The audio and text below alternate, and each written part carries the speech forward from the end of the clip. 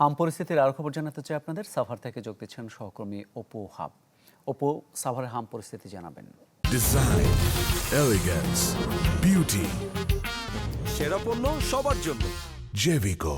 হ্যাঁ মামুন, সারা দেশের মতনই সাভারেও হাম পরিস্থিতি একইভাবে বিপজ্জনক হারে কিন্তু বেড়েই চলেছে।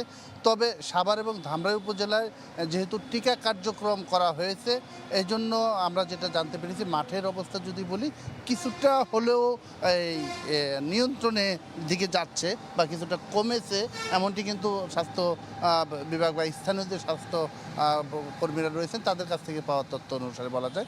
এর বাইরে সাভারে কিন্তু দুটি উপজেলা, সাভার এবং ধামরাই দুটি উপজেলা স্বাস্থ্য কমপ্লেক্স, এই যে আমি এই মুহূর্তে যেখানে রয়েছি গণস্বাস্থ্য সমাজভিত্তিক মেডিকেল কলেজ হাসপাতাল এবং অসংখ্য কিন্তু বেসরকারি হাসপাতাল রয়েছে। প্রত্যেকটি হাসপাতালেই আসলে হাম অথবা হামের উপসর্গ নিয়ে কিন্তু অনেক রোগী ভর্তি রয়েছে।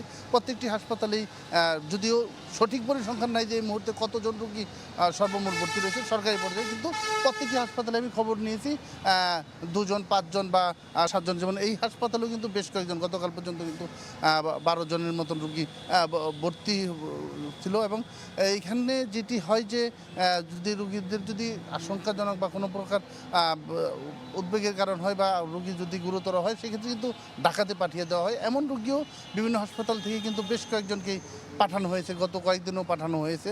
যেমন আমি খবর নিয়েছি ধামরাই উপজেলা স্বাস্থ্য কমপ্লেক্স থেকে এ পর্যন্ত 4 জন রোগীকে ঢাকা পাঠিয়েছে এবং সাভার উপজেলা থেকেও কিন্তু বেশ কয়েকজন রোগীকে পাঠানো হয়েছে। তবে নিশ্চিত মৃত্যুর যে খবর যে এখান থেকে যা প্রাপ্ত রোগীগুলো মৃত্যু হয়েছে বা সাভার উপজেলায় হাম উপসর্গে বা হামে মৃত্যু হয়েছে এমন তথ্য কিন্তু আমরা পাইনি।